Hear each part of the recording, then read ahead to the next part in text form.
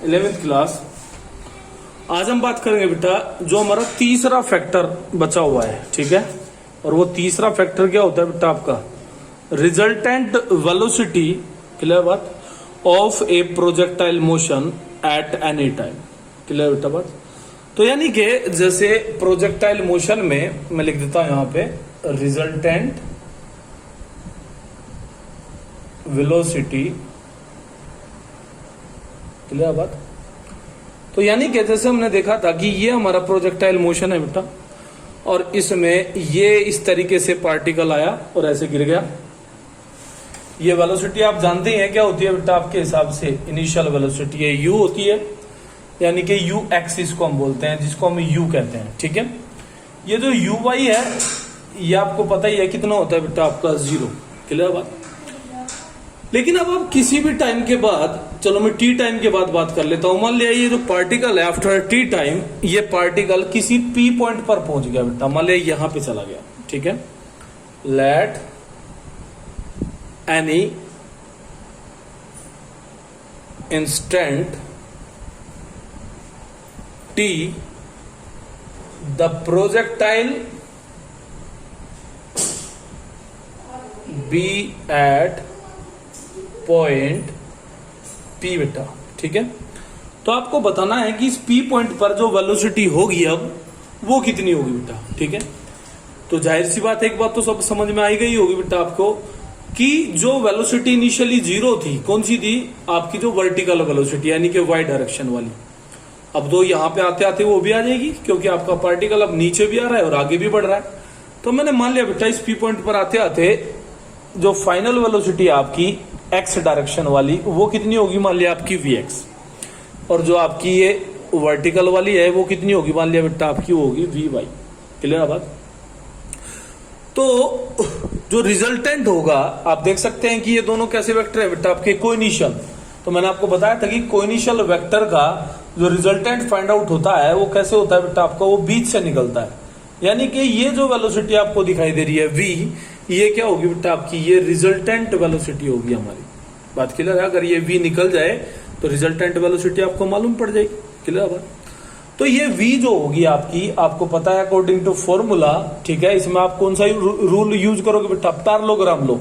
तो पैरेललोग्राम आपको कहता है कि v बराबर होगा आपका vx square plus vy square plus 2vx vy कोस दोनों के बीच का एंगल। तो दोनों के बीच का एंगल कितना है बेटा आपका 90 डिग्री होगा। तो ये कितना हो जाएगा बेटा आपका कोस 90, और कोस 90 होते ही ये जो टर्म आपकी है इसकी वैल्यू कितनी हो जाएगी बेटा आपकी 0। तो कहने का मतलब क्या हुआ कि v का जो रिजल्टेंट वैल्यू है वो कितना हो जाएगा बेटा vx square plus vy square.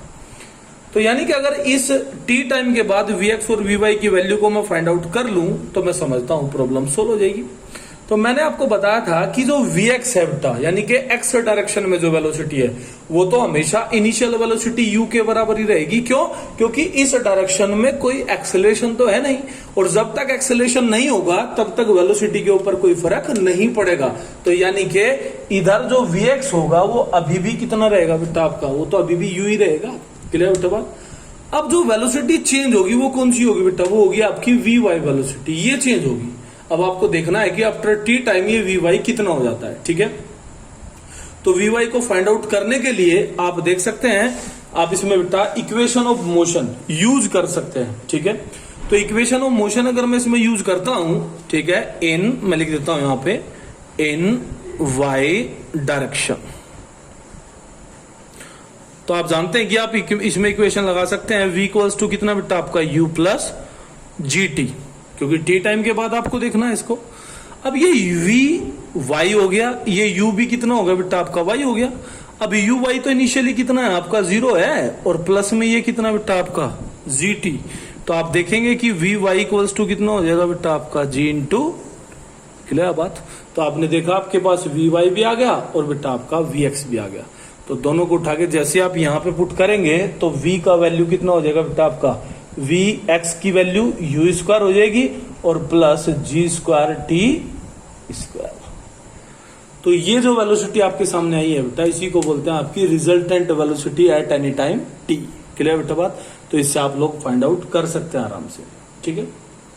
उसके बाद बात अगर डायरेक्शन की जाए तो डायरेक्शन क्या होती है बेटा, आपकी डायरेक्शन होती है जो आपका ओरिजेंटल वेक्टर रिजल्टेंट के साथ जो एंगल बनाता है, मीन्स ये वाला एंगल, इसको बीटा से रिप्रेजेंट किया जाता है बेटा।